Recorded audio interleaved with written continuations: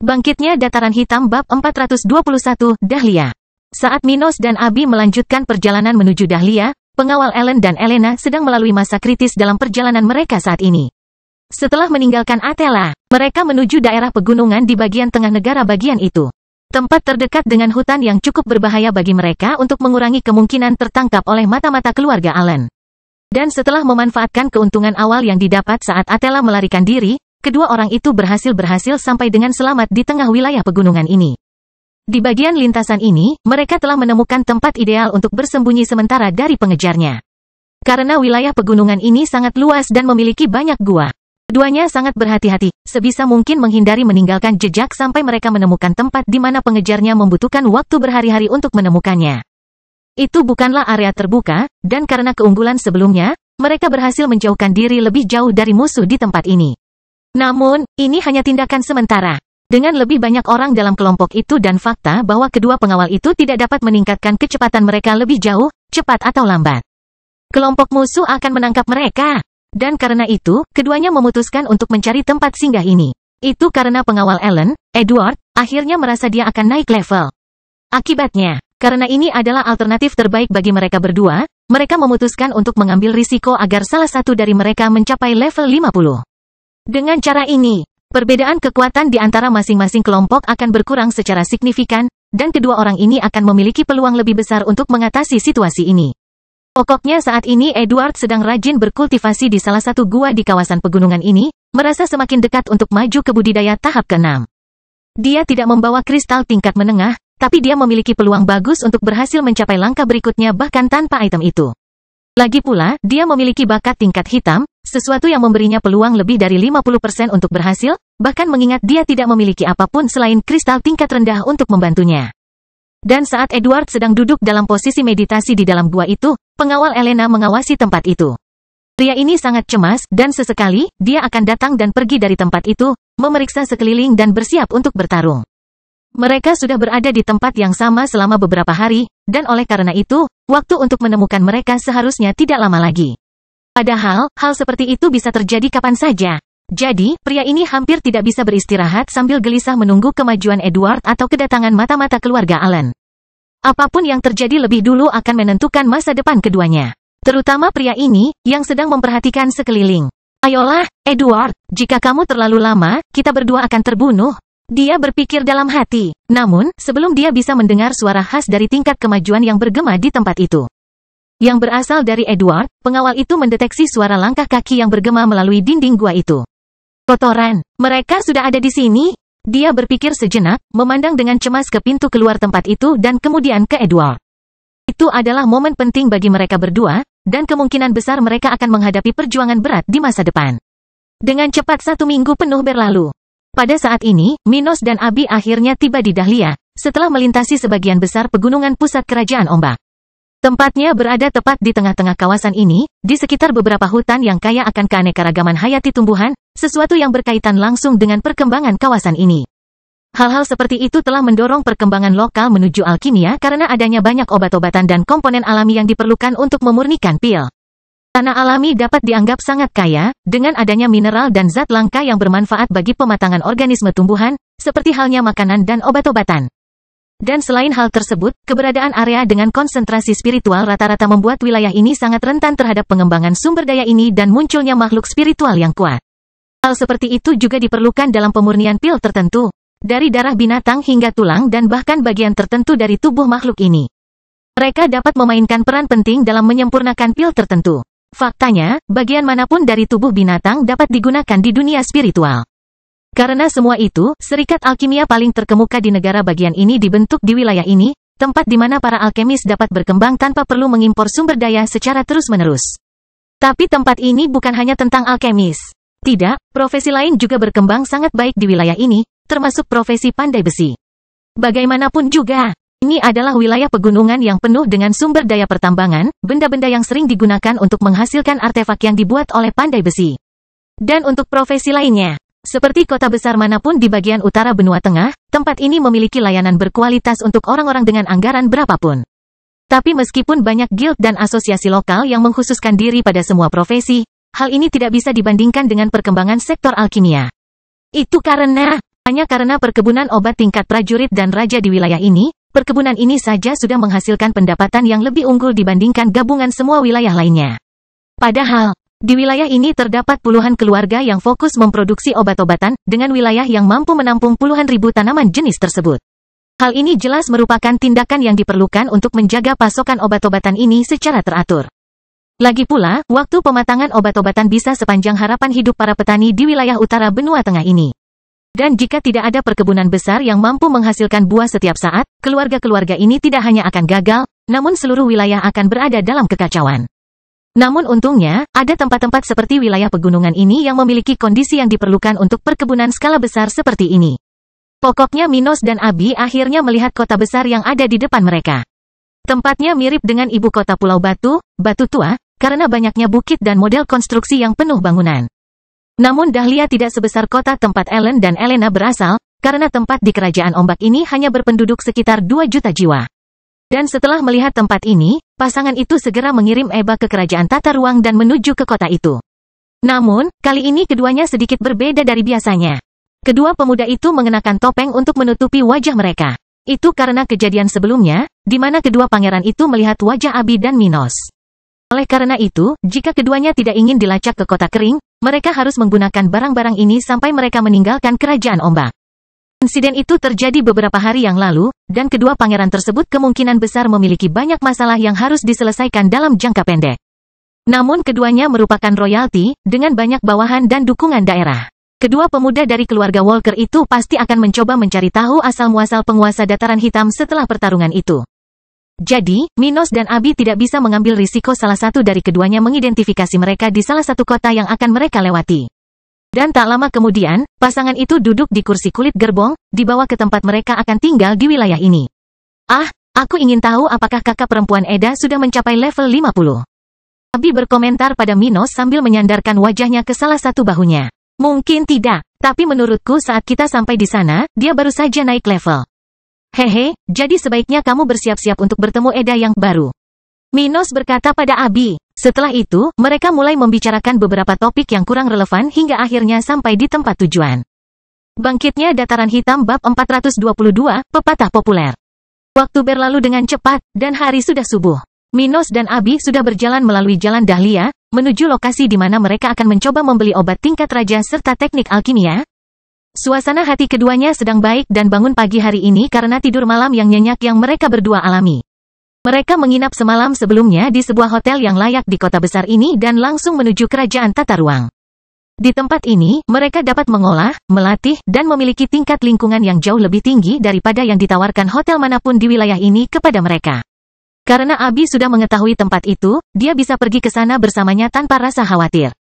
Akhirnya bisa memaksimalkan latihan dan kultivasinya saat bepergian. Sebelumnya dia tidak bisa melakukan ini karena alasan yang jelas, yang tentu saja menghambat perkembangan Stuart muda. Seperti saat dia bepergian bersama Ruth ke kerajaan Cromwell, saat keduanya hanya bisa melatih keterampilan mereka di hutan atau menara budidaya. Namun dengan adanya kerajaan tata ruang, Minos tidak perlu pergi ke menara budidaya, karena tempat perlindungan budidaya selalu lebih baik daripada tempat-tempat itu. Dan bahkan jika dia berada di kota tanpa layanan seperti itu, jauh dari daerah alami, dia masih bisa berlatih secara teratur. Itu yang paling nyaman baginya dan bagi Abi, yang ingin menjadi lebih kuat dengan cepat. Bagaimanapun, setelah berjalan melewati Dahlia selama beberapa waktu, keduanya akhirnya sampai di tempat tertentu dari mana datangnya aroma obat yang kuat. Saat tiba di depan tempat itu, mereka segera mengikuti arus orang memasuki gedung guild, organisasi alkemis utama di kerajaan ombak. Tempat ini sangat besar, dan meskipun masih pagi, ratusan orang sedang melewati tangga di pintu masuk utama gedung guild. Dan tidak butuh waktu lama bagi pasangan itu untuk menemukan jalan melalui banyak arah di lobi. Di bagian ini, mereka melihat indikasi di mana bisnis yang berkaitan dengan penjualan teknik spiritual dan urusan dengan alkemis kelas 2 tingkat menengah dilakukan di lantai 5 gedung. Ini dia, 46 salinan berbeda dari teknik tingkat biru dan 5 salinan teknik tingkat hitam. Seorang wanita parubaya yang cantik dan anggun mengatakan hal ini kepada Minos dan Abi sambil meletakkan nampan perak di atas meja di samping tempat kedua pemuda itu duduk. Setelah naik ke lantai 5 gedung ini, keduanya telah dihadiri di resepsi tempat ini dan menunggu beberapa menit sampai tetua guild ini akhirnya menghadiri mereka. Dan dengan bernegosiasi selama beberapa menit, mereka mencapai kesepakatan mengenai teknik yang berfokus pada alkimia ini. di mana Minos telah membayar 250.000 kristal tingkat rendah dan 1.600 kristal tingkat menengah. Akhirnya, dia telah membeli teknik spiritual terbaru yang berfokus pada berbagai profesi spiritual. Memenuhi tujuan perjalanan ini, setelah memasukkan teknik barunya ke dalam cincin spasialnya, Minos menatap wanita itu, yang mengenakan gaun hijau panjang, dan berkata, "Nyonya Rose, selain teknik-teknik ini, saya juga perlu membeli obat tingkat raja apapun. Bisakah Anda membantu saya dalam hal ini? Obat apapun yang bermutu raja?" Dia bergumam sambil duduk di kursi berlengan, menyilangkan kaki dan mengedarkan pandangannya ke sekeliling ruangan sejenak. Ini pasti untuk meningkatkan klasifikasi fisik seseorang. Dia berpikir dalam hati, hal itu mudah dilihat karena tidak adanya batasan pada pesanan Minos, selain karena hanya 1 unit. Hal seperti itu tidak biasa terjadi ketika para alkemis membeli sumber daya. Lagi pula, meskipun 1 obat dapat digunakan untuk memproduksi lebih dari 1 pil. Para alkemis seringkali memesan beberapa obat sekaligus untuk mencegah persaingan dari sumber daya tersebut. Selain itu, meskipun sumber daya tidak terbatas, para alkemis mungkin harus membayar lebih untuk barang-barang ini atau bahkan menunggu beberapa bulan untuk menerima pesanan mereka. Dan karena itu, tidak lazim melihat alkemis hanya memesan 1 obat. Terakhir, setiap pil memiliki kandungannya masing-masing, yang umumnya tidak dapat digantikan. Dalam hal ini, tidak adanya batasan pada jenis obat apa yang ingin dibeli Minos berarti tujuannya bukan untuk memurnikan pil tetapi menggunakan energi dari sumber daya tersebut untuk sesuatu. Dan yang paling umum adalah kenaikan peringkat fisik. Setelah berpikir sejenak, sang alkemis Rose akhirnya menjawab Minos.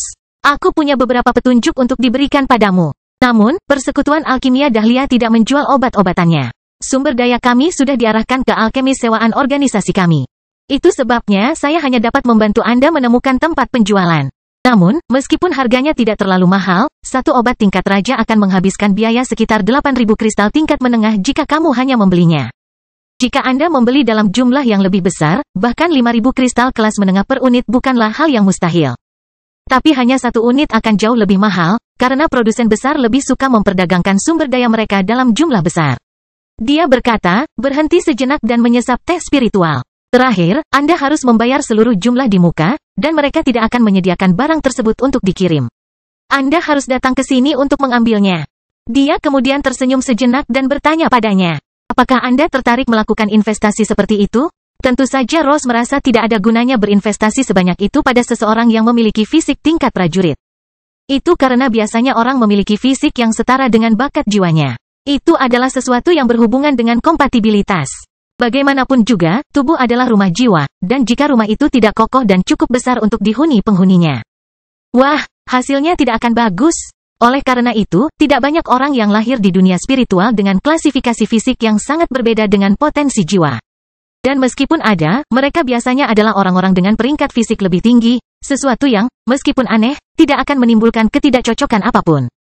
Ember kecil tidak dapat menampung air dalam jumlah besar, tetapi reservoir yang besar dapat menampung air dalam jumlah sedikit. Itu adalah pepatah populer di dunia spiritual, yang menunjukkan dengan baik masalah ketidakcocokan antara klasifikasi jiwa dan fisik.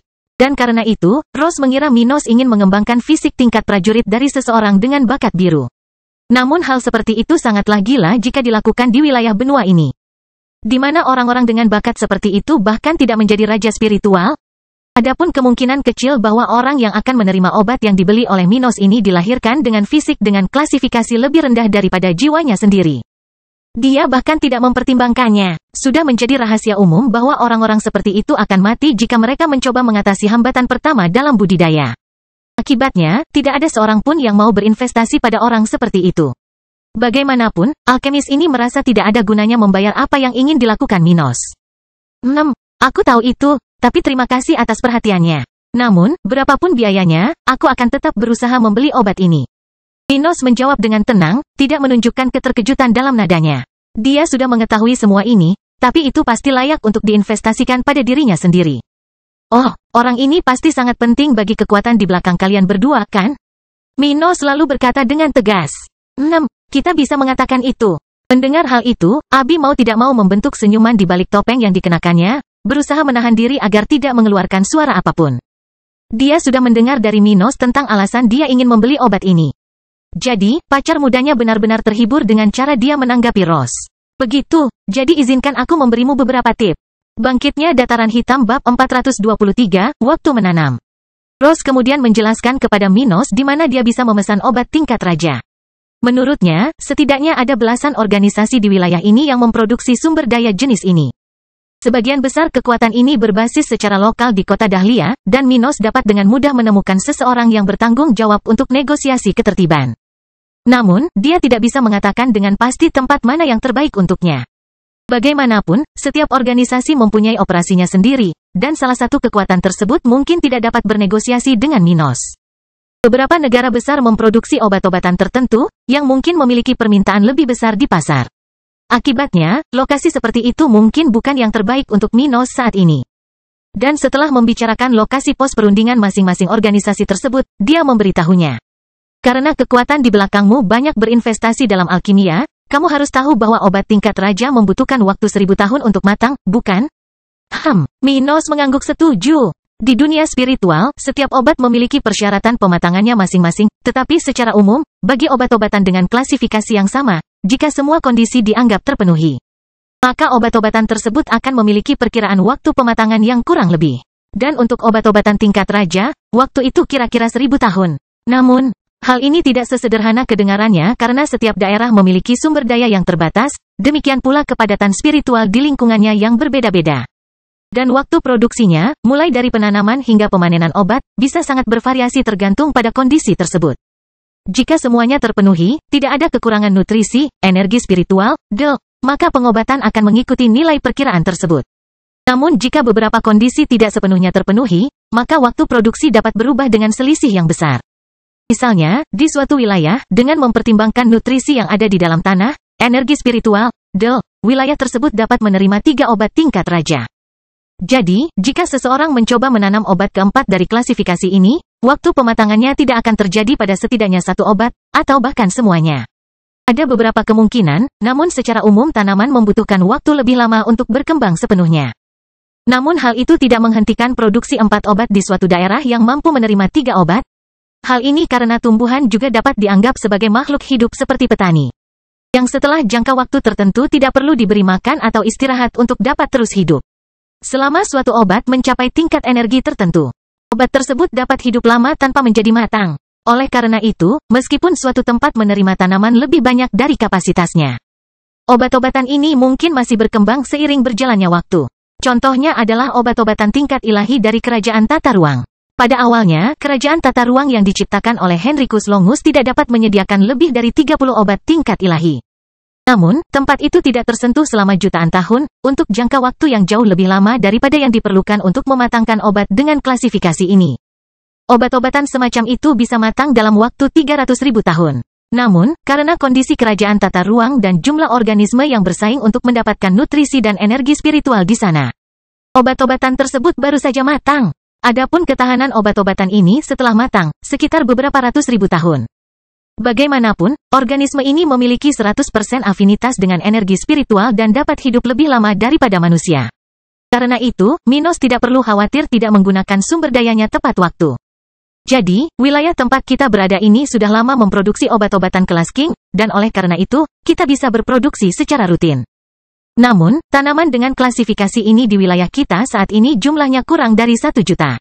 Hasilnya, produksi lokal tahunan obat-obatan tingkat raja berada di bawah 20.000 buah. Dan meskipun hanya sedikit orang atau organisasi yang mampu membeli sumber daya ini, jumlahnya masih lebih besar daripada pasokannya. Dia berkata dengan serius sambil melihat topeng emas Minos.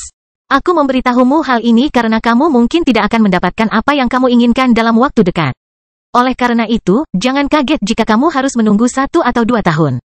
Sebaliknya, jika Anda menemukan organisasi yang menawarkan jangka waktu pendek, katakanlah kurang dari 2 tahun, saya menyarankan Anda untuk segera menutup kesepakatan. Mendengar semua ini, Minos mengangguk padanya dan berterima kasih atas informasinya. Alkemis ini sangat membantunya, mencegahnya mencari semua informasi ini nanti. Akhirnya dia dan Abi berpamitan dengan Ross. Kemudian, mereka menuju ke tempat pertama yang direkomendasikan oleh tetua dari Guild Alkemis lokal ini. Lokasinya tidak terlalu jauh, dan dari apa yang dia katakan kepada mereka, itu pasti salah satu tempat terbaik bagi pasangan untuk mencoba peruntungan. Kita hampir sampai. Satu hal lagi, dan kita bisa kembali ke kota kering. Minos berpikir sendiri sambil menggeliat, sudah berada di dalam gerbong yang mereka berdua panggil. Saat Stuart muda sedang keluar untuk menukar obat tingkat raja yang sangat diinginkannya, dua orang pria tiba di kota Dahlia, di sisi utara tempat ini. Penampilan keduanya melemah. Dengan beberapa kain putih menutupi tubuh mereka, beberapa di antaranya bernoda merah, menandakan bahwa mereka berdua terluka parah. Salah satu dari mereka memiliki rambut agak pirang abu. Dengan penampilan seperti pria parubaya dan kulit kecoklatan. Yang lainnya tampak relatif muda, tinggi, kuat, dan lebih terluka dari keduanya. Keduanya sedang menuju kota besar ini, menunggangi dua binatang buas, yang terlihat sama lelahnya dengan orang yang menungganginya. Bahkan, lidah mereka keluar dari mulut mereka, dan mereka, dari waktu ke waktu, gemetar seolah-olah hendak pergi. Pingsan kapan saja? Hah, akhirnya kita sampai di tempat di mana kita bisa mendapatkan pertolongan, Edward. Pria parubaya itu berkomentar kepada teman seperjalanannya sambil bernapas tidak menentu. Keduanya adalah pengawal Ellen dan Elena, yang menghadapi situasi bermasalah beberapa hari yang lalu ketika Edward mencoba naik level. Dalam situasi itu, pengawal Elena telah menghentikan musuh cukup lama hingga Edward mencapai level 50. Dan dari kemajuan pria itu, kesenjangan kekuatan yang dulunya bisa dianggap besar menyempit dengan selisih yang besar, hingga keduanya berhasil melarikan diri. Namun bahkan setelah melakukan terobosan seperti itu, sepasang pengawal tersebut belum berhasil membunuh satupun musuh mereka. Lagi pula, meskipun mereka berjumlah dua orang, satu di level 49 dan yang lainnya di level 50, pihak lain memiliki 6 orang, 4 di level 49 dan 2 di level 48. Dan tidak mengherankan, yang berhasil dilakukan kedua pria ini hanyalah melukai beberapa musuh mereka sementara mereka menemukan ruang untuk melarikan diri. Sejak saat itu, mereka berdua datang jauh-jauh ke kota ini, mencoba memanfaatkan pelarian mereka dan menghubungi dokter yang dapat merawat mereka sesegera mungkin. Kedua pil spiritual mereka telah hilang, dan mereka bahkan belum berhasil memulihkan setengah dari luka mereka. Sedangkan untuk membeli pil baru, karena mereka telah menghabiskan hampir semua kristal yang mereka miliki, itu tidak akan berhasil. Yang tersisa cukup bagi mereka untuk menerima perawatan medis. Ayo kita cari tempat untuk berobat secepatnya. Aku yakin para bajingan itu belum menyerah untuk mencoba mengorek informasi yang kita punya. Edward berkomentar dengan nada lemah ketika dia melihat kota di depannya. Setelah itu, kedua pria itu menghilang di antara banyak orang yang datang dan pergi dari Dahlia, yang memenuhi jalan dengan kereta dan orang-orang di atas makhluk spiritual. Bangkitnya Dataran Hitam bab 424, saat Anda kehabisan pilihan. 2 hari berlalu dengan cepat. Minos dan Abi telah mengunjungi beberapa tempat yang ditunjukkan oleh Rose, tetapi mereka belum beruntung dalam waktu yang telah berlalu. Di semua organisasi yang mereka kunjungi, tenggat waktu yang diterima penguasa muda Dataran Hitam melebihi waktu yang dia perlukan untuk mendapatkan obat ini. Akibatnya, mereka belum melakukan bisnis apapun. Mereka pergi ke tempat lain yang tersisa untuk menyelesaikan kunjungan mereka ke organisasi yang terdaftar oleh alkemis itu. Tidak semua titik perdagangan berada di Dahlia, sehingga mereka masih memiliki kesempatan untuk mendapatkan pesanan ini sebelum meninggalkan wilayah ini. Namun jika keberuntungan mereka tidak berubah, maka Stuart muda bersedia menggunakan kristal kelas menengah miliknya untuk meyakinkan beberapa alkemis lokal agar menjual salah satu obatnya. Barang seperti itu tidak murah, karena para alkemis ini memiliki tingkat keuntungan yang wajar dalam menjual pil, dan tidak tertarik untuk menjual kembali obat-obatan. Namun, untuk jumlah kristal yang tepat, siapapun akan rela berpisah dengan barang-barang material. Dan Minos akan melakukan yang terbaik untuk mendapatkan sumber daya ini. Bagaimanapun, ini berhubungan langsung dengan kekuatannya dan masa depan Dataran Hitam. Dalam hal ini, bahkan membakar sejumlah kristal tingkat menengah, sesuatu yang berharga di wilayah tersebut, akan bermanfaat baginya. Waktunya singkat, dan dalam waktu maksimal 2,5 tahun, dia yakin dia sudah berada di level 50. Oleh karena itu, dia tidak bisa menunggu lebih lama lagi untuk mendapatkan sumber daya seperti itu. Beberapa kilometer dari kawasan perkotaan Dahlia, terdapat sebuah gunung dengan banyak perkebunan yang terbagi pada tingkat ketinggian yang berbeda-beda. Tempatnya tertata dengan sangat baik. Dan jika seseorang melihat dari atas, orang akan melihat bahwa dari satu titik ke titik lainnya di setiap kurva tingkat, tanaman tampak meningkat dalam hal kematangan. Dan di tempat-tempat yang tanamannya paling matang, beberapa orang berpakaian putih dan bertopi di kepala mereka memetik buah dari tanaman yang lebih tua itu, perlahan-lahan, tanpa terburu-buru. Terakhir, di kaki gunung ini, terdapat tembok besar yang mengelilingi seluruh tempat, membatasi area sekitar perkebunan dengan kawasan hutan yang ada di tempat tersebut. Namun, di jantung kawasan ini, jalan batu lebar melewati properti ini. Terus ke utara hingga mencapai Dahlia yang terlihat dari lokasi ini meski jaraknya beberapa kilometer. Dan di jalan ini, sepasang suami istri bertopeng emas baru saja turun dari gerbong dan menuju bagian dalam properti itu. Itu adalah salah satu lokasi yang dijelaskan oleh sang alkemis Rose, di mana Minos dapat menjalankan bisnisnya, markas keluarga Lilian. Kekuatan mulia dari wilayah ini, Organisasi seperti itu tidak bisa dianggap sekuat keluarga bangsawan terkemuka seperti keluarga Nash. Meski begitu, tidak diragukan lagi ia bisa dianggap kaya. Dan, berdasarkan apa yang dipelajari Minos dari Ross, properti ini memiliki lebih dari 100.000 tanaman yang diklasifikasikan sebagai kelas King. Yang menjamin pasokan obat-obatan baru dari klasifikasi tersebut hampir setiap hari. Namun lokasi tersebut tentunya mempunyai masalah yang membuat keadaan menjadi lebih sulit bagi Minos. Faktanya adalah mereka jauh lebih menuntut dalam negosiasi, menuntut jumlah minimum untuk setiap bisnis. Di bawah jumlah ini, mereka tidak akan membuang-buang waktu dalam percakapan dan hanya akan memberikan keberuntungan kepada pelanggan mereka. Itulah sebabnya Minos dan Abi belum pernah datang ke tempat ini sebelumnya. Mereka ingin mencoba tempat di mana mereka dapat memesan produk yang mereka inginkan tanpa melakukan transaksi yang lebih besar. Namun ketika Anda kehabisan pilihan, yang tersisa adalah mengajukan banding terhadap apa yang tersisa, meskipun itu bukan yang Anda inginkan. Dan itulah yang terjadi pada Stuart muda saat itu. Pokoknya selang beberapa waktu, keduanya akhirnya dibawa ke tempat diadakannya perundingan di lokasi tersebut. Hai, kalian bisa memanggilku Joseph. Bagaimana aku harus memanggil kalian berdua? Seorang pria yang tampak berusia 30-an, mengenakan setelan hitam, berbicara kepada pasangan itu sebelum dia duduk di kursi berlengan di hadapan Minos dan Abi. Anda bisa menghubungi kami Tuan dan Nyonya Stuart, kata Minos cepat. Dia tidak perlu menyembunyikan nama belakangnya. Lagi pula, bagaimana pria ini bisa tahu tentang keluarga kecil yang hanya beranggotakan satu orang? Belum lagi mereka berdua memakai topeng, tidak akan ada yang percaya kalau nama seperti itu valid. Dan setelah beberapa saat bersama mereka berdua, saling menyapa, barulah pedagang keluarga Lilian itu langsung ke pokok permasalahan. Baiklah, jadi ada urusan apa yang diinginkan Tuan Stuart dengan keluarga kita? Apakah Anda mengetahui peraturan kita? Ya, benar, Minos menjawabnya. Dia telah mendengar dari Ross bahwa keluarga ini hanya akan menegosiasikan kesepakatan dengan nilai di atas 30.000 kristal kelas menengah. Ketertarikan saya adalah pada obat-obatan kelas King apapun, dan saya harus menerimanya dalam waktu 24 bulan. 24 bulan? Dia berkata dengan terkejut. Sulit bagi kami untuk mengirimkannya dalam waktu sesingkat itu. Apakah kamu yakin tidak bisa menunggu lebih lama lagi? Saya tidak keberatan menunggu lebih lama lagi untuk menerima sisa pesanan. Tapi setidaknya satu obat tingkat raja harus ada di tangan saya dalam jangka waktu tersebut. Oh, jadi begitu. Joseph memahami motif Minos dan tersenyum. Nah, pengiriman satu unit saja tidak sulit dilakukan dalam jangka waktu tersebut, tapi untuk yang lain akan memakan waktu lebih lama. Jadi, berapa jumlah yang diperdagangkan? Minos selalu tersenyum di balik topengnya dan berkata, jumlah yang setara dengan nilai minimum untuk berdagang di tempat ini. Jadi begitu, hehe. Nah, 30.000 kristal kelas menengah bisa membayar 4 obat kelas raja di keluarga kita. Tahukah kamu kalau kita tidak mengirimkan dalam jumlah kecil seperti ini? Dan apakah kamu harus membayar setengah dari jumlah tersebut sekarang dan separuh lainnya ketika kamu mengeluarkan unit ketiga? Ucapnya sambil bangkit dari tempat itu dan menuju ke lemari besar di kantor itu. Saya tahu itu, Minos menjawabnya dengan tenang. Bagus. Setelah itu, pria itu datang membawa beberapa kertas untuk Minos dan berkata, kami menggunakan kontrak jiwa dalam setiap negosiasi yang kami lakukan. Artinya, jika nanti Anda menyerah pada pesanan Anda, kami tidak akan mengembalikan kristal Anda, dan kami juga akan mengenakan denda kepada Anda.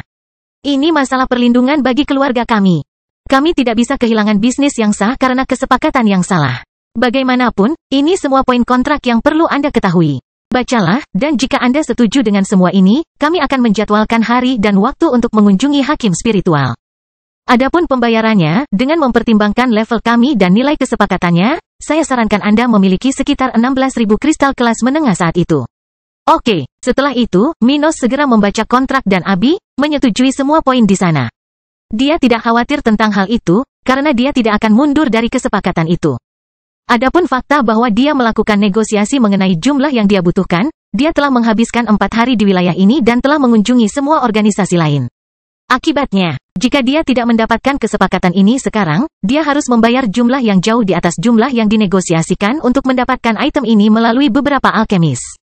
Namun dengan perjanjian yang dia buat, dia dapat membayar jumlah di bawah jumlah yang dibebankan pada unit obat-obatan pada klasifikasi tersebut dan masih memiliki sumber daya ini untuk dia investasikan di dataran hitam di masa depan. Setidaknya, itu tidak akan sia-sia. Dengan itu, setelah beberapa waktu, pasangan tersebut telah meninggalkan tempat itu dengan tanggal yang ditetapkan untuk menandatangani kontrak jiwa, yaitu lusa. Setelah itu, mereka akan melakukan pembayaran dan menunggu sekitar 15 bulan hingga obat pertama dapat diambil. Sedangkan yang lainnya, akan dikumpulkan dengan interval masing-masing 1 tahun. yang masing-masing harus diambil dari tempat yang sama di mana Minos membuat kesepakatan. Setelah aku menyelesaikan masalah ini lebih jauh, akhirnya aku bisa pulang, Minos berpikir dalam hati, dengan kilatan di matanya, saat dia berangkat dari tempat itu. Bangkitnya dataran hitam bab 425, itu tidak relevan. Athela memiliki sebuah kuil besar di salah satu kawasan paling mulia di kota itu, tempat sekelompok kecil pengamat berkumpul hampir setiap saat sepanjang hari untuk mengagumi keindahan tempat ini. Di tempat ini tidak ada pagar atau tembok yang memisahkannya dari trotoar jalan, hanya berupa area terbuka dengan bangunan yang indah untuk diamati. Konstruksi tersebut dipenuhi dengan jendela dan pintu, sehingga terlihat orang-orang datang dan pergi secara berkelompok yang tampak mengenakan seragam yang sama. Dari kelompok tersebut, mayoritas adalah orang-orang berjubah putih, yang terlihat melakukan layanan penting, seperti membersihkan area umum gedung, berkebun, perbaikan, dan lain sebagainya. Tapi orang-orang ini hanyalah basis organisasi di balik tempat ini. Di atas mereka ada kelompok lain, seperti individu berseragam jubah biru. Meski jumlahnya tidak sebanyak yang berjubah putih, mereka juga bisa dengan mudah dilihat di tempat ini. Namun orang-orang berjubah biru ini tidak melakukan layanan pemeliharaan standar. Sebaliknya, mereka mempunyai peran penting dalam melakukan patroli, keamanan utama tempat ini, pelayanan administrasi, dan terakhir, ada sekelompok kecil orang yang mengenakan jubah ungu. Namun, jumlah orang-orang ini sangat sedikit sehingga jarang ada pengamat yang berkesempatan melihat mereka berjalan melalui gedung ini. Tapi itu tidak aneh. Bagaimanapun juga, individu-individu berjubah ungu semuanya berada pada tahap ke-6 budidaya, sesuatu yang menantang untuk dicapai oleh sebagian besar orang di wilayah benua ini. Adapun peran mereka dalam organisasi ini, mereka adalah pemimpin, orang-orang yang mengelola cabang-cabang kecil, tergantung pada tingkatannya, dan seluruh wilayah, untuk yang lebih kuat. Inilah para uskup. Jelas sekali, kuil ini adalah markas besar gereja spiritual di Kerajaan Ombak. Dan orang-orang dengan jubah warna berbeda ini adalah anggota dari hierarki berbeda dalam jajaran institusi tersebut. Dimulai dengan diakon berjubah putih, diikuti oleh imam berjubah biru, dan terakhir uskup berjubah ungu. Lokasi di Athela ini adalah markas besar gereja spiritual di negara bagian ini dan cabang dari organisasi yang bertanggung jawab atas seluruh wilayah utara benua tengah. Dari tempat ini, keputusan regional organisasi ini berangkat menuju ke masing-masing kantor pusat gereja di negara bagian lain di bagian benua ini. Namun karena kekuatan regional, jabatan gereja spiritual seperti itu tidak sepenuhnya otonom. Sebaliknya, itu berada di bawah pengawasan afiliasi regional organisasi di Flaming Empire. Sementara sebagian besar anggota cabang gereja ini menjalani rutinitas sehari-hari mereka, di sebuah aula besar yang seluruhnya terbuat dari jenis marmer khusus. Beberapa singgasana disusun mengelilingi meja panjang berbentuk U, di mana banyak orang sedang duduk dan mengobrol. Juga, ada singgasana yang lebih menonjol dari yang lain di tengah meja itu, yang saat ini kosong. Dan saat masing-masing orang berjubah ungu itu berbicara, seseorang akhirnya menamparkan meja itu beberapa kali dengan tangannya dan berkata, "Baiklah, mari kita lanjutkan ke topik berikutnya. Baru-baru ini kami menerima informasi bahwa kedua pangeran muda itu saling berhadapan beberapa hari yang lalu, di wilayah pegunungan di bagian tengah kerajaan. Pangeran ketiga ini benar-benar orang yang sibuk. Dia bertengkar dengan pangeran pertama beberapa minggu yang lalu dan sudah mengejar saudara laki-lakinya yang kedua." Salah satu orang tua di tempat itu bertanya dengan lantang. "Ya, tapi sepertinya dia tidak seberuntung konfrontasinya dengan Pangeran Wilfred." Orang yang sama seperti sebelumnya berkata sambil memasang ekspresi muram di wajahnya. Dan setelah mendengar hal seperti itu, seketika itu juga, seluruh tempat menjadi sunyi ketika seseorang bertanya, "Apa yang telah terjadi?" Semua orang yang ada di sana mengetahui betul realitas keadaan ini dan mengetahui bahwa keunggulan Charles sangat besar, terutama terhadap saudara keduanya. Akibatnya, ketika mendengar bahwa sesuatu yang tidak terduga telah terjadi selama konfrontasi antara keduanya, semua uskup sangat ingin mengetahui kebenarannya. Gereja spiritual pada umumnya tidak terlibat dalam pemilihan pewaris negara bagian di wilayah utara benua tengah, karena hal ini tidak ada artinya bagi mereka. Lagi pula, karena perbedaan proporsi. Terlepas dari siapa yang duduk di singgasana regional, satu-satunya yang memutuskan bagaimana kehidupan di wilayah ini seharusnya adalah orang-orang yang ada di ruangan ini. Kecuali jika muncul orang gila, seseorang yang tidak dapat diyakinkan atau dimanipulasi, gereja tidak akan mendukung salah satu pihak atau ikut campur dengan bertindak melawan orang-orang tersebut. Tetapi anggota gereja tetaplah manusia, individu dengan pendapat dan kesukaannya masing-masing. Tentu saja, mereka akan bertindak demi kebaikan gereja, karena mereka diindoktrinasi untuk melakukan hal tersebut. Namun, jika suatu tindakan sama sekali tidak merugikan atau bahkan menguntungkan gereja, lalu apa salahnya jika salah satu dari orang-orang tersebut mempunyai keuntungan tertentu? Banyak orang di organisasi ini berpikiran seperti ini. Dan beberapa dari uskup ini memiliki preferensi masing-masing tentang siapa yang harus duduk di tahta lokal. Pada akhirnya, mereka masih hanyalah anggota dari cabang gereja spiritual di bagian utara benua tengah. Dan dengan itu, banyak dari mereka yang memiliki ambisi untuk naik posisi di dalam gereja dan mungkin suatu hari nanti menjadi uskup agung. Kemudian, mendapatkan tempat di kuil yang terletak di ibu kota kerajaan Flaming, mungkin menjadi pengawas wilayah yang begitu luas. Seperti yang mereka alami, semua yang kami ketahui diteruskan kepada kami oleh salah satu informan kami di keluarga Hargreaves dari kerajaan akhir. Pria sebelumnya itu mulai berbicara. Pangeran Charles menggunakan artefak keluarga itu untuk menghindari situasi itu, dan telah dikirim ke markas besar keluarga itu. Tetapi dari apa yang orang ini informasikan kepada kita, nampaknya selama pertarungan kedua pangeran muda, mereka akhirnya melibatkan seorang spesialis yang kuat. Orang itu membantai 4 dari 5 raja spiritual yang melindungi Pangeran Charles. Setelah itu, orang itu mencoba membunuh Pangeran Charles, tetapi sebelum itu terjadi, artefak keluarga Hargreaves diaktifkan, dan Pangeran ketiga melarikan diri. Mendengar hal ini, beberapa dari orang-orang ini memasang ekspresi gelap di wajah mereka.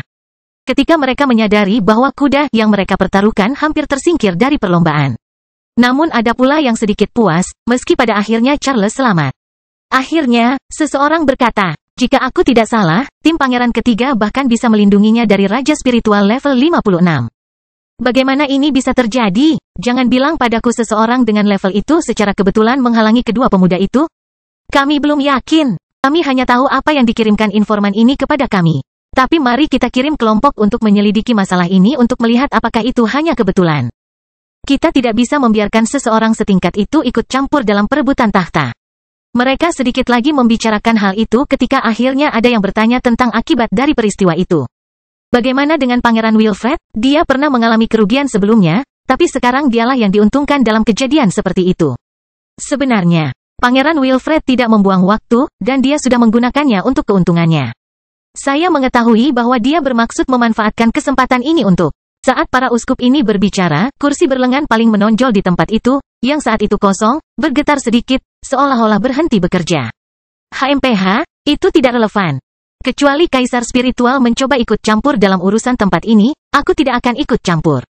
Sebuah suara wanita terdengar dari lokasi tertentu yang berjarak puluhan ribu kilometer dari cabang spiritual itu.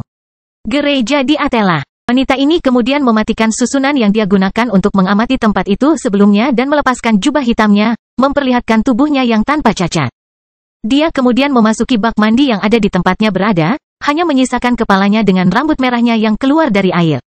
Ketika raja baru di tempat itu terpilih, aku harus melakukan perjalanan ke negara bagian itu. Tapi menurutku raja itu akan bertahan selama 4 tahun lagi. Jadi, aku tidak perlu khawatir tentang kompetisi tidak berguna ini. Bangkitnya Dataran Hitam bab 426, meninggalkan Dahlia. 2 hari berlalu dengan cepat. Pada periode ini, Minos dan Abi telah menyelesaikan urusan mereka di kota Dahlia, setelah mengunjungi hakim spiritual yang telah mengesahkan perjanjian Stuart muda dengan keluarga Lilian. Selain itu, keduanya menghabiskan sebagian besar waktu mereka di dalam kerajaan tata ruang, berlatih dan berkultivasi. Satu-satunya saat pasangan meninggalkan tempat seperti itu adalah ketika mereka harus makan atau istirahat. Pasalnya, karena berada di lokasi yang tidak biasa, pasangan ini bisa memadukan bisnis dan kesenangan dengan berjalan-jalan dan mengenal Dahlia sambil rehat dari rutinitas latihan. Hal seperti ini sangat menarik untuk dilakukan oleh pasangan, karena ini adalah cara untuk meningkatkan hubungan mereka dan memberikan makna lebih dalam kehidupan sehari-hari mereka. Selain itu, mengetahui layanan baru, informasi dan fakta tentang realitas yang berbeda juga sangat berguna bagi keduanya. Karena posisinya di kota kering, kreativitas manusia terus-menerus menghasilkan ide-ide dan layanan-layanan baru, yang dapat meningkatkan banyak hal dan bahkan memecahkan masalah-masalah tertentu. Jadi, tidak ada salahnya meluangkan waktu untuk merasakan berbagai budaya yang ada di dunia spiritual. Dan setelah semua itu, Minos dan Abi berangkat dari Dahlia, menuju barat daya menuju tempat seperti itu. Di kawasan hutan, 2 orang sedang berdiri di sekitar api unggun di bagian tengah kerajaan ombak. Salah satunya sedang duduk di atas sebatang kayu di tanah sambil memakan seporsi daging yang ditancapkan pada sebatang kayu. Adapun orang lainnya, dia berdiri beberapa meter dari api itu, berjaga-jaga. Dan ketika orang itu makan dan yang lainnya mengamati sekeliling, angin sepoi-sepoi melewati hutan itu, mengangkat beberapa dari banyak dedaunan di tanah di sana. Tempat ini tidak memiliki kepadatan pepohonan yang tinggi, tetapi organisme tersebut masih cukup banyak sehingga orang tidak dapat melihatnya dalam jarak beberapa meter. Selain itu, suara serangga kecil hadir di mana-mana, selain beberapa binatang tingkat rendah yang hidup di lingkungan tersebut. Binatang jenis ini, binatang, umumnya tidak berperilaku terlalu kasar. Bagaimanapun, mereka secara alami lebih lemah dan memiliki perilaku yang lebih defensif. Jadi, selama tidak ada yang menyerang atau mencoba melakukan hal seperti itu, mereka tidak akan melakukan apapun. Faktanya, bukan tidak mungkin melihat beberapa hewan merumput bersama kelompok manusia. Tentu saja, hal ini sebagian disebabkan oleh ketidaktahuan makhluk-makhluk ini. Karena semakin signifikan perbedaan antar level, semakin sulit untuk melihat perbedaan tersebut. Hewan rapuh dari tingkat kedua dapat berdiri di samping kaisar spiritual tanpa menunjukkan rasa takut. Tentu saja, indera mereka tidak akan mampu mengukur perbedaan kekuatan antar bagian. Individu yang kuat seperti itu akan bingung dengan lingkungan itu sendiri, dan organisme ini tidak akan menyadari adanya bahaya. Dan karena itu, hewan yang lebih lemah berani mendekati pembudidaya yang kuat, terkadang merumput dengan tenang seolah tidak terjadi apa-apa. Akhirnya, di tengah tempat di mana beberapa kelinci sedang melompat-lompat dari satu sisi ke sisi lain, suara air sungai bergema di tempat itu ketika pria yang mengamati sekeliling mengatakan sesuatu. Mereka mengejar kita. Saya bisa merasakan bahwa kita akan segera diserang. Mendengar ini, pria berambut pirang abu yang sedang memakan sesuatu yang tampak seperti ikan berhenti untuk makan dan menoleh ke temannya, seorang pria muda yang kuat dan berotot. Dan apa yang akan kita lakukan kali ini, Edward? Keduanya adalah pengawal Ellen dan Elena yang melewati Dahlia beberapa hari lalu. Setelah tiba di kota itu, keduanya cukup beruntung menemukan dokter kelas 2 tingkat rendah yang membantu mereka dengan jumlah yang sesuai anggaran mereka. Dan dari situ, mereka disembunyikan di kota itu selama seminggu, di mana mereka menerima perawatan harian orang tersebut hingga akhirnya mereka kehabisan kristal untuk melanjutkan terapinya. Namun keduanya masih berhasil memulihkan lebih dari separuh cedera mereka beberapa hari terakhir, dan berada dalam kondisi yang jauh lebih baik saat ini. Mereka tampak jauh lebih memerah dan tidak ada perban berlumuran darah di sekujur tubuh mereka. Pada saat yang sama, meskipun keduanya tidak dalam kekuatan penuh, mereka masih berhasil menunjukkan kehadiran yang kuat, khas dari para pembudidaya regional yang kuat. Lagi pula, setelah meninggalkan tempat itu, mereka telah menempuh perjalanan selama beberapa jam hingga berhenti di hutan ini, barat daya Dahlia. Di sini mereka bermaksud untuk beristirahat sejenak sebelum melanjutkan perjalanan menuju kawasan Peninsula of Wafes, di mana mereka akan mencoba untuk kembali ke Pulau Batu. Kedua pengawal itu mengira mereka berhasil mengecoh mata-mata keluarga Allen karena mereka tidak mendengar kabar dari orang-orang tersebut selama berada di Dahlia. Karena itu, kini keduanya berpikir untuk menggunakan keuntungan ini untuk kembali ke Pulau Batu tanpa mengambil risiko ditangkap oleh bala bantuan musuh di pelabuhan tempat mereka mendarat dalam keadaan tersebut. Namun, setelah berhenti selama beberapa menit di tempat ini, Edward mulai merasa semakin cemas. Dengan indranya yang memberitahunya bahwa ada sesuatu yang tidak beres. Mendengar suara khawatir teman seperjalanannya, Edward mengerutkan kening dan menjawab, "Saya tidak tahu. Jika saya benar dan mata-mata itu ada di sekitar, maka kita hanya bisa berdoa agar pemulihan mereka tidak lebih baik daripada kita, jika tidak." Setelah Edward selesai mengatakan itu, Ernest segera bangkit dari tempatnya berada sambil bersiap meninggalkan tempat itu. Dia tidak bisa menahan rasa paniknya. Lagi pula, jika mereka harus melalui pertarungan seperti sebelumnya, maka dia mungkin akan menjadi orang pertama yang kalah. Tempat ini sangat tidak menguntungkan bagi kita untuk melakukan penyergapan. Dia hendak mengatakan sesuatu ketika sebuah tawa bergema di bagian hutan itu. Terlambat, kalian berdua bodoh. Suara seorang wanita mencapai telinga kedua pria itu ketika mereka melihat bolak-balik ke seberang tempat itu, mencoba melihat dari mana orang-orang ini datang. Menyedihkan, apakah keluarga Allen benar-benar bersedia memulai perang dengan keluarga Nash? Karena itulah yang akan kamu dapatkan jika terus begini. Edward menjerit marah, berusaha menggunakan alasan yang masuk akal. Itu karena, meski dia hanya bawahan keluarga itu, dia terlibat langsung dalam kesepakatan Ellen dengan dataran hitam. Jadi, pengawal ini merasa percaya diri mengatakan hal tersebut. Dia tidak diragukan lagi telah mencapai status bawahan yang layak membalas dendam. HMPH, jangan salahkan kami atas apa yang akan terjadi sekarang. Hari itu kami bertempur di gua itu, kami memberimu kesempatan untuk berpindah pihak dan berlindung di keluarga Allen kami. Seorang pria mulai berbicara, sementara kelompok 6 orang secara bertahap muncul dari berbagai titik, di sekitar Ernest dan Edward. Namun, kalian adalah dua orang dungu yang lebih memilih mati daripada berpindah pihak.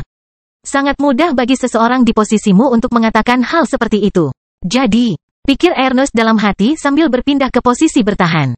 Bagi para desertir, tidak akan ada kehidupan yang mudah.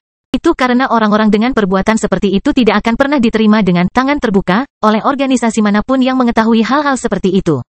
Lagi pula, jika dia sudah mengkhianati kekuatan yang mengasuhnya di masa lalu, Mengapa dia tidak melakukan hal yang sama dengan kekuatan lain?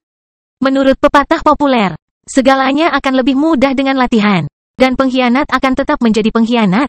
Itu tidak bisa diubah. Saat peluang muncul, orang seperti itu akan melakukannya tanpa peduli dengan organisasi yang memberinya kesempatan kedua.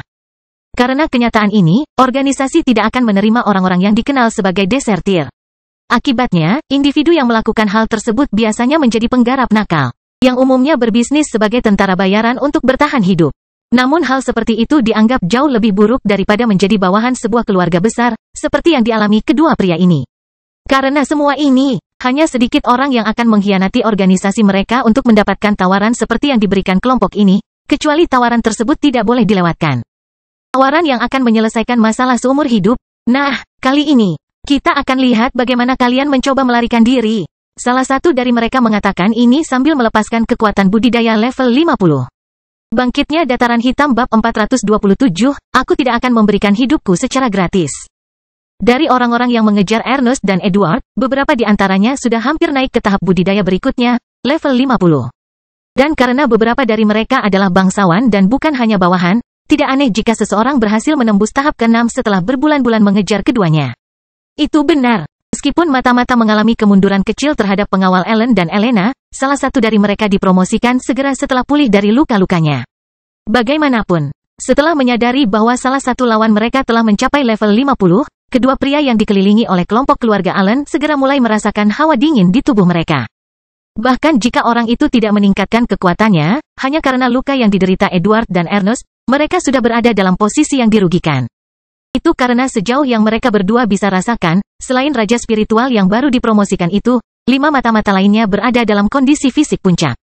Namun meski begitu, peluang kedua pria ini masih tipis dan berharap bisa bertahan di grup ini. Namun, kenyataannya sangat sulit, dan sekarang, dengan kehadiran raja spiritual di sisi musuh mereka, mustahil bagi mereka untuk melarikan diri dari situasi ini. Aku akan memberimu kesempatan untuk berbicara. Bicaralah semua yang kamu tahu saat ini. Dan kami akan berbelas kasih untuk memberimu kematian tanpa rasa sakit.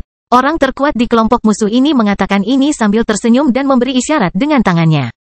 Memperoleh informasi melalui penyiksaan bukanlah hal yang ideal. Lagi pula, beberapa orang memberikan informasi yang salah karena tekanan yang melampaui batas. Namun, ini bukanlah penyiksaan yang paling buruk, melainkan kerusakan psikologis yang diakibatkan oleh tindakan seperti itu. Seseorang yang disiksa mungkin lebih memilih untuk mengorbankan dirinya sendiri. Karena tindakan seperti itu, meski jauh lebih menyakitkan, adalah sesuatu yang jauh lebih cepat. Penyiksaan bisa berlangsung berhari-hari, sedangkan pengorbanan hanya berlangsung beberapa detik. Dan dengan itu, jika satu pihak mendorong pihak lain terlalu keras, situasi seperti itu bisa terjadi sebelum pihak yang lebih kuat mempunyai kesempatan untuk menghancurkan budidaya targetnya. Hanya setelah melakukan tindakan seperti itu mereka dapat yakin bahwa tindakan bunuh diri korbannya tidak akan menghancurkan mereka. Alhasil, pria ini tidak mau mengambil risiko terlalu besar. Jika orang-orang ini memutuskan untuk mengorbankan diri mereka sendiri, pihak mereka akan kalah 2 kali dalam satu babak ini. Pertama, karena setiap pengorbanan mengandung bahaya besar bagi orang yang berkultivasi, serupa dengan orang yang melakukan pengorbanan. Kedua, mereka tidak akan mendapat kesempatan mendapatkan informasi yang sangat diinginkan keluarga Allen. Persetan denganmu, Mick. Persetan dengan keluarga Allen, Edward berteriak marah ketika dia berdiri berdampingan dengan Ernest, bersiap untuk bertindak kapan saja. Jika kamu ingin membunuhku, datanglah. Aku tidak akan memberikan hidupku kepadamu secara gratis. Itu benar, aku tidak rela mati, dan jika kamu ingin menyelesaikan ini sampai akhir, aku pasti akan membawa setidaknya satu dari kalian bersamaku. Ernest berkomentar untuk mendukung posisi Edward. Mendengar hal ini, 5 orang lain di sekitar mereka menjadi semakin bertekad ketika salah satu wanita mengatakan sesuatu sambil membuat isyarat dengan tangannya. Mick, tidak ada gunanya bicara. Jika kamu dan Ted menjaga Edward, kita semua bisa segera menangkap lelaki tua ini dan menghancurkan budidayanya. Baiklah, ayo kita lakukan. Dan setelah itu dikatakan, semua orang segera mulai mengaktifkan teknik mereka saat mereka mulai bergerak menuju target mereka. Dari kelompok 6 orang ini, 2 level 48 dan 2 level 49 akan menghadapi Ernest, sedangkan 2 sisanya, 1 level 49 dan 1 level 50, akan melawan Edward. Namun Edward dan Ernest tidak mau menerima keputusan orang-orang ini dan membiarkan mereka memutuskan bagaimana mereka akan bertarung.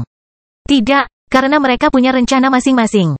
Kedua pengawal itu juga punya rencana yang sama. Jadi, mereka segera saling memandang dan memutuskan apa yang harus dilakukan. Satu-satunya kemungkinan bagi mereka untuk bertahan hidup adalah jika jumlah musuh berkurang.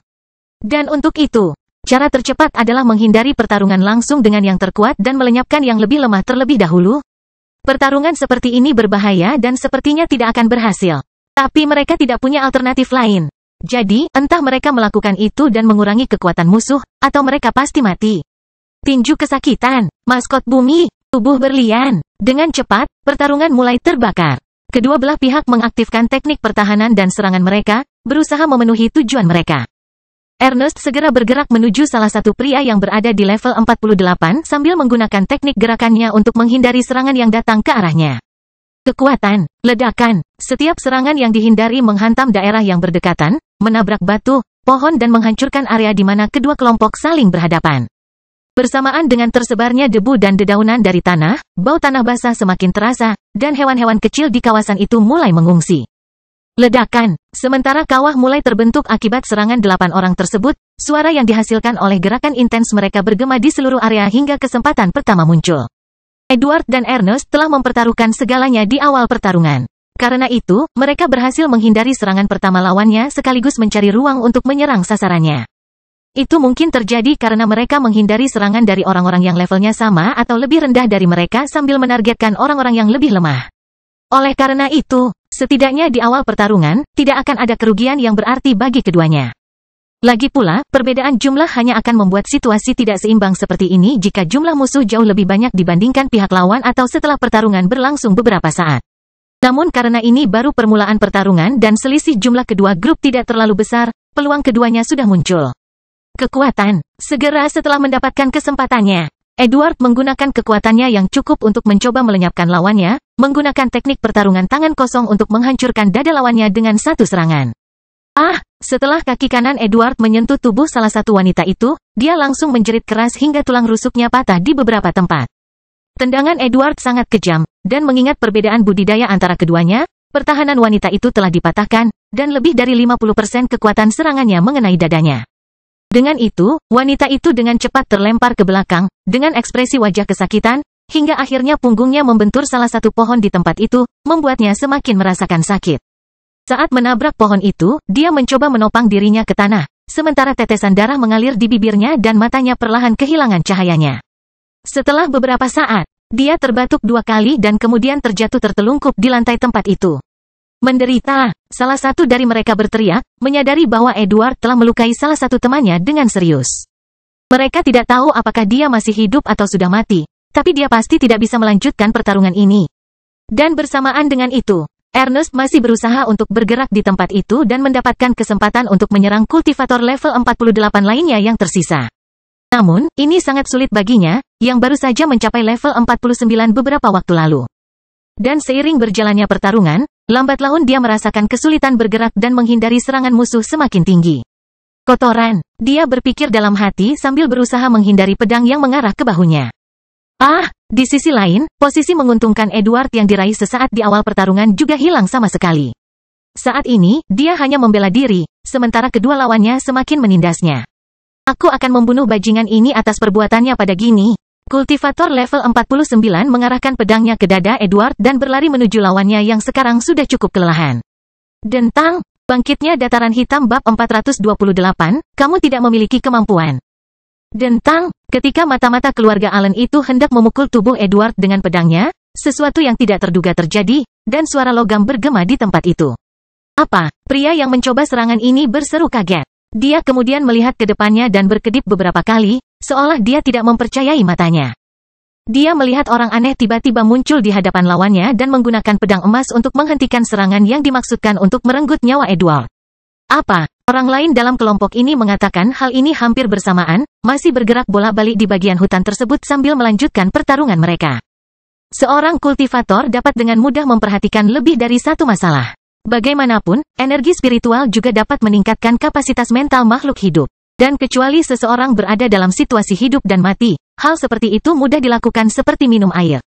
Mereka dapat menyelidiki sekeliling mereka dengan indera spiritual mereka dan melawan lawan mereka tanpa melewatkan gerakan pihak lain. Dan saat ini, pihak mata-mata yang mengejar kedua pengawal ini memiliki keuntungan penuh dan mampu melakukannya. Itu karena bahaya paling signifikan di awal pertarungan telah berlalu, dan kedua pengawal tersebut sudah berada dalam posisi pasif selama beberapa waktu. Adapun Ernest, dia berjuang untuk menahan pertarungan ini. Berada dalam situasi yang sama seriusnya dengan situasi Edward, keduanya hanya berhasil mengeliminasi satu lawan dari kelompok musuh ini sejak awal pertarungan. Setelah itu, mereka hanya ditekan oleh pihak lain hingga mencapai momen saat ini. Siapa kamu? Mengapa kamu mencampuri urusan kami? Raja spiritual dari kelompok mata-mata menanyakan hal ini saat dia menyelidiki sekeliling. Level 44. Tapi pedang ini adalah pedang kelas 2 tingkat menengah. Bagaimana dia bisa menggunakannya? Pria ini berpikir sendiri, perlahan menyadari bahwa ada orang lain di sekitarnya. Dan akhirnya, sebelum pertanyaannya terjawab, seorang wanita muda bertopeng dan berambut biru muncul di atas salah satu pohon di tempat itu.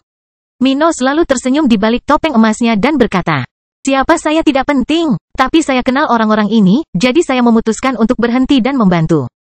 Mendengar suara itu, Edward yang sudah kelelahan saat itu, bersandar dengan tangan di atas lutut dan bernapas dengan tergesa-gesa, menoleh ke samping dan menatap Minos. Sungguh beruntung, kami diselamatkan. Dia berpikir sendiri, setelah mengenali suara penguasa muda dataran hitam. Dan sungguh, untungnya bagi keduanya, Minos pernah melihat Edward di Dahlia pada hari-hari ketika mereka berdua berada di sana. Saat itu, dia dan Abi baru saja meninggalkan salah satu properti kota yang khusus menjual obat-obatan spiritual ketika dua pria yang terluka parah melewati mereka dalam perjalanan untuk mencari pertolongan medis di lokasi yang tepat. Dan meskipun dia bijaksana, Minos telah mengenali Edward, yang, meskipun telah maju ke tahap ke-6 dalam kultivasinya, tidak berubah sebanyak Dillian. Lagi pula, pria jangkung dan berotot ini masih bisa dianggap muda ketika dia naik level ke tahap ini. Jadi, meski sudah membaik, penampilannya tidak berubah hingga dia tidak bisa dikenali. Lagi pula, setelah mengenali kenalan lama ini, Minos dan Abi memperhatikan mereka dari jauh tanpa melakukan kontak. Mereka sudah mengetahui bahwa kedua orang ini sedang dianiaya, dan oleh karena itu, tidak ada kesempatan bagi mereka untuk muncul membantu orang-orang di kota itu. Itu bisa dianggap sebagai petunjuk oleh keluarga Allen, sesuatu yang bisa bocor dari Dahlia, yang tidak diinginkan Minos. Minos dan Abi baru saja menyewa seseorang untuk memberitahu mereka tentang tindakan kedua pria ini sehingga mereka memiliki kesempatan untuk bertemu mereka di lokasi yang lebih rahasia. Sebab, meski kawasan hutan terbilang cukup terbuka, jika ada yang lebih kuat dari lawannya, membocorkan informasi tidak mungkin dilakukan di tempat seperti itu. Di sisi lain, bertindak di kota besar akan menjadi tantangan. Banyak penjaga tersebar di seluruh distrik, dan beberapa spesialis dapat melihat kejadian tersebut. Dalam hal ini, tidak hanya ada kemungkinan lawan mundur, tapi ada juga kemungkinan dia dan Abi harus melarikan diri dari penguasa tempat itu. Dahlia tentu saja memiliki aturan dan hukumannya sendiri, dan siapapun yang tertangkap tidak akan bersenang-senang. Meski begitu, Stuart muda hanya mengamati keadaan lalu mengejar Edward dan Ernest dari jarak yang aman. Bagaimanapun, setelah mendengar jawaban Minos, kedua pria yang menghadap Edward itu saling memandang sejenak. Lalu yang terkuat di antara mereka berkata, "Kamu tampaknya cukup mampu, karena kamu bisa menggunakan pedang tingkat menengah kelas 2 ini. Tapi jangan berpikir bahwa hanya karena kamu memiliki banyak kekuatan fisik maka kamu dapat ikut campur dalam pertarungan ini. Aku akan memberimu kesempatan. Keluar dari tempat ini sekarang, atau aku tidak keberatan membunuhmu." Dia mengatakan itu sementara wajahnya tampak gelap. Orang ini dapat merasakan bahwa Minos terlalu kuat untuk menahan beban senjata dengan peringkat itu. Itu sebabnya dia tidak mau mengambil risiko menjadikan orang ini sebagai musuhnya dalam pertarungan ini. Namun, dia benar-benar percaya bahwa betapapun hebatnya orang ini mencapai prestasi seperti itu, hanya pada level 44. Orang asing ini tidak akan menjadi ancaman bagi kelompok mata-mata. "Oh, aku khawatir kamu tidak memiliki kemampuan," kata Minos. "Apa katamu?" Orang lain, yang serangannya dicegah oleh Minos, berteriak dengan marah, merasa terhina oleh kata-kata orang bertopeng ini. Mendengar kata-kata seperti itu dari seseorang, begitu banyak level di bawahnya benar-benar memalukan bagi para kultivator yang sombong ini. Minos kemudian menoleh ke sisi tempat Abi berdiri dan melambai padanya, menunjukkan apa yang telah mereka sepakati sebelumnya. Setelah itu, dia dengan cepat mengucapkan beberapa patah kata kepada Edward sambil menjauhkan diri dari pria ini sedikit demi sedikit. "Bantulah rekanmu, dan jangan lupa untuk menjauh dari area pengaruh teknikku." Oke, setelah itu, Minos secara bertahap mulai mengaktifkan tekniknya satu persatu sambil melihat kedua lawannya. Tidak perlu bicara lagi, hati-hati. Aku tidak santai-santai saja. Ketika dia selesai mengatakan itu, sebuah cincin besar muncul di sekitar tubuh pemuda bertopeng itu. Dan dia tiba-tiba bergerak dengan kecepatan tinggi, sudah membuat serangkaian gerakan dengan senjatanya. Pedang spasial, dan saat merasakan gerakan Stuart muda, kedua pria yang tadi melawan Edward sangat terkejut dengan apa yang dilakukan lawan baru ini terhadap mereka.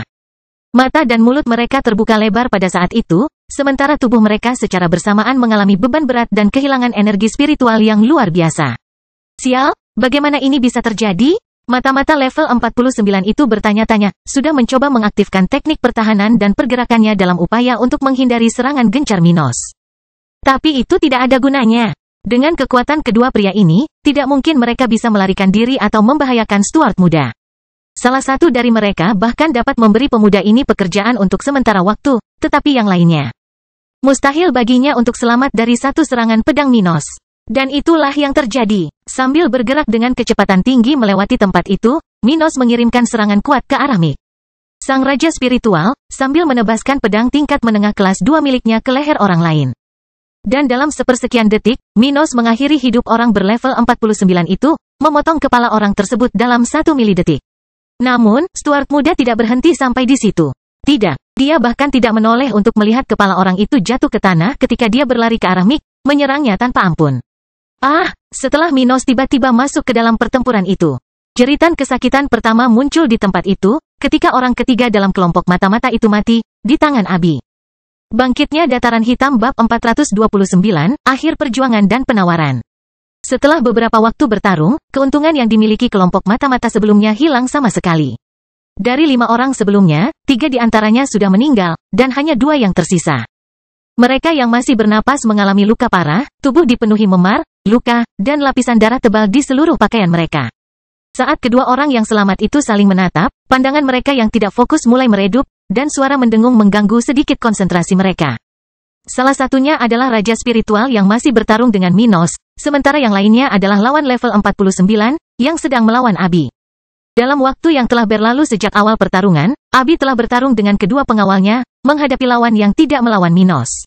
Dan dari situ, meski remaja putri ini berjuang hingga batas kemampuannya, dia berhasil menghilangkan 2 ancaman dengan sukses. Seperti Edward dan Ernest, meski lebih kuat dari Abi dalam hal kemampuan bertarung. Keduanya sangat lelah, jadi mereka memainkan peran yang lebih mendukung pacar Minos. Tapi itu sudah cukup. Lagi pula, kelompok musuh juga belum 100% kondisinya saat pasangan itu ikut bertarung. Oleh karena itu, meskipun masih diperdebatkan, pertarungan tersebut telah dikendalikan oleh Abi sepanjang waktu, hingga saat ini. Ketika dia menggunakan teknik serangannya untuk mempengaruhi pria itu di dalam penjara es. Dia menjerit kesakitan saat dia merasakan hawa dingin menembus tubuhnya, membakar jauh ke dalam dirinya. Di saat yang sama, Mick sudah terengah-engah saat tubuhnya terombang-ambing di tempat itu. Tak hanya berlumuran darah, beberapa bagian tubuhnya pun hilang, seperti salah satu tangan, salah satu telinga, dan salah satu kaki. Minos melawan bisa dan mengalahkan individu level 50 dengan relatif mudah dengan kekuatan saat ini. Namun dia tidak ingin menghabiskan terlalu banyak energinya dan berakhir rentan di tengah hutan ini. Jadi, segera setelah dia melukai lawan ini untuk pertama kalinya, Stuart muda telah mengganti pedang dan mengambil pedang tingkat rendah kelas 2 di cincin spasialnya. Hal seperti itu sudah cukup baginya untuk menghabisi lawannya tanpa harus mengeluarkan banyak energinya hanya untuk bisa memanipulasi pedang lainnya. Itu karena dia hanya akan memiliki kemampuan penuh untuk menggunakannya dengan mudah setelah mencapai level 49, budidaya minimum untuk menggunakan item itu. Sebelumnya, saat ini, Stuart muda tidak dapat menggunakannya secara berurutan bahkan selama 1 menit penuh.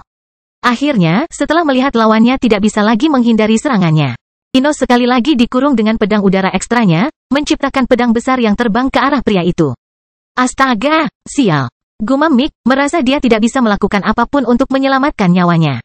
Itulah akhir baginya, seorang bangsawan yang baru saja mencapai level 50 setelah bertahun-tahun berlatih. Dalam sekejap, ekspektasinya hancur oleh pedang yang menebas tubuhnya secara diagonal, dari bahu kanan hingga kaki kirinya. Dan saat lawan Abi menjerit kesakitan, Minos akhirnya memastikan kematian lawannya. Dia menghela nafas lega lalu menggumamkan sesuatu. Mari kita lihat apa yang diketahui orang-orang ini. Setelah itu, dia mendekati tempat Abi menahan lawannya dan memintanya untuk bertindak, menggunakan kemampuannya pada individu tersebut. Di saat yang sama, Minos melemparkan beberapa pil ke arah kedua pengawal itu, menandakan mereka mulai pulih dan pergi untuk berbicara di lain waktu. Oke, kamu bisa mengajukan pertanyaanmu. Abi sekaligus berkata bahwa dadanya naik turun karena detak jantungnya yang intens saat ini.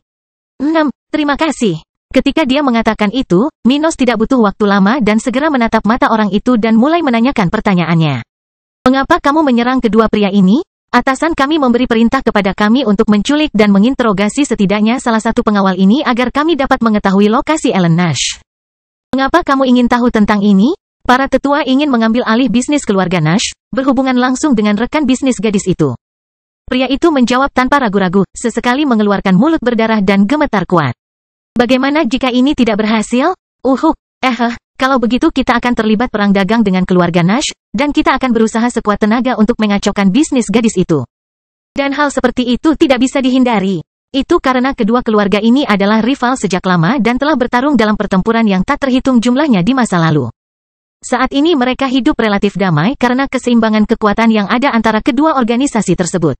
Karena latar belakang ini, jika keluarga Nash dapat memanfaatkan kesempatan ini dengan damai, maka pihak yang paling dirugikan adalah keluarga Allen. Bukan hanya karena hilangnya jutaan kristal per tahun, tetapi juga karena kemungkinan pihak Allen bisa melampaui pencapaian keluarga Allen dalam beberapa dekade. Organisasi ini telah mengambil alih separuh bisnis keluarga Nash dengan salah satu kerajaan di benua tengah bagian barat hanya beberapa abad yang lalu. Hal seperti itu telah menjadi rumit bagi kekuatan di belakang Allen saat itu. Bahkan saat ini, orang-orang mempunyai kenangan buruk tentang hal itu. Beberapa orang telah kehilangan semua yang mereka miliki karena tindakan keluarga Allen tersebut. Oleh karena itu, kebencian terhadap individu-individu ini tidaklah kecil. Mereka pasti ingin mendapatkan kembali barang-barang mereka yang sah jika mereka mendapat keuntungan melawan saingan mereka. Oleh karena itu, keluarga Allen sudah siap mengambil tindakan untuk menghindari kemungkinan terburuk. Bagaimanapun, setelah beberapa waktu, Minos akhirnya mengakhiri penderitaan orang itu, segera setelah mendengar beberapa informasi bermanfaat. Aku harus melakukan beberapa perubahan terkait perjanjian dengan Ellen. Mungkin jika kita bisa menggunakan salah satu keluarga yang menginginkanku sebagai sekutu. Dan setelah beberapa saat, Minos mengesampingkan pemikiran itu ketika dia menyadari bahwa orang lain di tempat itu telah pulih dari sebagian besar kerusakan yang mereka alami. Selain itu, dia telah memusnahkan mayat-mayat yang tertinggal di hutan itu dan mengumpulkan barang-barang yang tertinggal. Dia sudah menghitung kemenangannya, tapi tidak ada yang mengesankan. Faktanya, selain 20 teknik tingkat hitam, yang ada hanyalah barang sehari-hari dari pembudidaya tahap akhir kelima. Tidak ada yang sebanding dengan apa yang Minos peroleh dari 7 raja spiritual yang dia mewarisi harta benda mereka. Dan itu sudah diduga, lagi pula. Meskipun ada beberapa bangsawan di kelompok musuh ini, itu tidak berarti akan ada harta karun bersama mereka. Di dunia spiritual, tidak semua bangsawan setara. Tentu saja, ada orang-orang yang lebih penting, seperti Ellen, Abby, dan ada pula yang akan menjalankan misi seperti ini, seperti penyelidik keluarga Silva yang terbunuh di kota kering, Sarah Silva. Dan beberapa mata-mata itu, akibatnya, bangsawan dengan status lebih rendah, seperti halnya orang-orang ini, tidak akan memiliki kekayaan sebesar itu dan, secara umum, hanya sedikit lebih baik daripada bawahannya. Ayo tinggalkan tempat ini. Kita bisa bicara sambil menunggangi binatang buas kita. Minos berkomentar kepada kelompok itu tepat sebelum mereka mulai bergerak melewati tempat itu, menuju ke arah barat daya. Tuan Minos, terima kasih telah menyelamatkan kami. Jika bukan karena Anda, kami berdua akan mati di sini, di hutan ini. Edward yang pertama berbicara, sementara Ernest akhirnya mulai memahami siapa orang-orang ini. Jadi, dia sekutu Nona Elena? Dia berpikir sejenak sambil mendengarkan Minos berbicara. Kita semua beruntung. Jika kalian terjebak di tempat ini, itu juga tidak baik bagiku. Kalian tidak pernah tahu skill seperti apa yang dimiliki pihak musuh. Komentarnya sambil memijat perut Abby dengan sedikit senyuman di wajahnya. Tapi bagaimanapun juga, karena kita sudah menyelesaikan masalah mata-mata ini, menurutku akan lebih baik jika kalian berdua tidak kembali ke Pulau Batu. Kenapa kalian tidak datang ke kota kering? Di sana kalian bisa mengambil kesempatan untuk bergabung dengan pasukanku. Bangkitnya Dataran Hitam bab 430, tak terkalahkan di wilayah ini? Mendengar komentar Minos, kedua pria itu saling berpandangan heran sejenak, seolah salah satu dari mereka menanyakan pendapat satu sama lain. Dan ketika mereka melakukan ini sejenak, akhirnya salah satu dari mereka memutuskan untuk mengatakan sesuatu. Tuan Minos, apakah saya salah dengar? Atau Anda menyarankan agar kami bergabung dengan pasukan Anda? Edward bertanya. Benar juga, kamu tidak salah dengar. Itu. Edward mencoba mengatakan sesuatu tetapi berhenti di tengah jalan untuk melihat ke arah Abby seolah dia sedang meminta bantuan atau semacamnya. Bagaimana dia bisa menolak ajakan orang yang baru saja menyelamatkan nyawanya tanpa membuatnya kesal? Belum lagi meskipun secara teknis merupakan sekutu. Minos masih menjadi yang terkuat di antara grup ini. Dan di dunia seperti ini, di mana kekuatan sangat penting, kedua pria ini tentu saja sangat menghormati Minos. Akibatnya, mereka tidak mau menjelaskan kepada pemuda ini tentang cara kerja keluarga bangsawan. Abi lalu tersenyum mengingat tingkah lakunya dan Eda saat Minos mengajukan tawaran seperti itu. Sulit untuk tidak menemukan hal aneh yang datang dari pemuda ini, karena hal pertama yang dipikirkan setiap orang dalam situasi seperti ini adalah kata pengkhianatan. Saya rasa keluarga kita mungkin tidak akan menyukai ini sama sekali, Tuan Minos. Ernest berkomentar, tepat setelah menghela nafas sebentar. Pengawal Elena itu tidak mengetahui hal-hal fantastis mengenai kota kering, selain fakta bahwa mitra dagang Ellen berasal dari wilayah itu. Tapi dia bisa memahami betapa kayanya dana di dataran hitam saat ini, mengingat seberapa baik kinerja bisnis keluarga Nash dengan wilayah Minos. Saya tidak setuju. Saya pikir keluarga Anda mungkin akan menghargainya. Ditambah lagi, di masa depan, saya yakin baik keluarga Nash maupun keluarga Nell akan berusaha agar anggota mereka menjadi bagian dari pasukan saya. Minos berkata dengan percaya diri. Dia bermaksud menggantikan Flaming Empire di masa depan ketika dataran hitam merdeka dan menguasai bagian utara benua tengah. Tapi Minos tidak punya keinginan untuk menciptakan kerajaan besar yang bisa menghilangkan semua batasan politik lokal. Sebaliknya, selama tidak ada yang menyerangnya, dia hanya akan mencoba mencaplok wilayah yang dipengaruhi oleh pemulihan akar spiritual kota kering. Jika tidak, penguasa muda ini tidak berniat menyatukan kawasan di bawah satu organisasi. Dia ingin memiliki negaranya sendiri, yang akan menjadi tempat yang berpengaruh, tetapi tidak melibatkan diri dalam urusan internal kerajaan lain. Dia ingin mengatur aktivitas di wilayah tersebut, seperti yang telah dilakukan oleh Flaming Empire dalam beberapa masalah. Dia tidak ingin memikul beban seluruh bagian utara benua tengah di punggungnya. Sebaliknya, ia bercita-cita untuk mendapatkan keuntungan dari negara yang mempunyai pengaruh terhadap mereka yang terpengaruh. Minos kemudian melanjutkan penjelasannya. Apa yang aku tawarkan adalah sesuatu yang keluargamu tidak bisa, dan aku masih bersedia membiarkanmu tetap menjadi bagian dari organisasi ini. Sama seperti jika kamu pergi ke salah satu sekte kekaisaran Flaming. Aku yakin keluargamu mengizinkan hal seperti itu, kan? Itu ya, hal itu benar-benar mereka izinkan. Tapi, Ernest berkata, tetapi di tengah pidatonya, dia memutuskan untuk tutup mulut. Tidak ada keuntungan baginya untuk mengatakan bahwa dataran hitam tidak berada dalam posisi yang menguntungkan seperti sekte-sekte kekaisaran itu. Menurut pendapat pria ini, hal itu hanya akan menimbulkan perselisihan yang tidak perlu. Saya memahami keraguan Anda. Saya sendiri memilikinya sebelum bergabung dengan pasukan Minos. Abi akhirnya mulai berbicara ketika dia merasakan tangan Stuart muda melingkari pinggangnya. Meskipun Black Plain Army masih jauh dari mencapai prestise sekte Flaming Empire, organisasi ini memiliki potensi yang jauh lebih besar dibandingkan keluarga regional manapun. Menurutku, meskipun sulit bagi keluarga kerajaan di wilayah kita untuk menaikkan salah satu keturunan mereka ke level 60, tidak sulit bagi pasukan Mino. Dan kamu tahu kekuatan Minos. Menurutmu apa yang akan terjadi ketika dia mencapai level 59? Dia bertanya dengan senyum bangga di wajahnya, yang sekarang tanpa topeng sebelumnya. Mendengar pertanyaan seperti itu, kedua pria yang terus menemani monster Abi, di atas tunggangan mereka, mau tidak mau menelan ludah mereka memikirkan kekuatan Minos yang menakutkan. Jika dia terus seperti ini, maka saat dia mencapai level 59, dia sudah tak terkalahkan di wilayah ini. Mereka telah melihat Minos melawan kultivator level 50 seolah-olah dia sedang bermain game. Oleh karena itu, mereka dapat merasakan bahwa pemuda ini belum bertarung bahkan dengan setengah kekuatannya. Karena dia bahkan belum menggunakan pedang level tertingginya selama sebagian besar pertarungan. Mick bukanlah lawan idealnya. Hanya setelah satu pukulan, Minos sudah menyerah untuk bertarung serius dengan pria malang itu. Edward berpikir sendiri, mengingat pertarungan sebelumnya. Namun, kami hanyalah bawahan.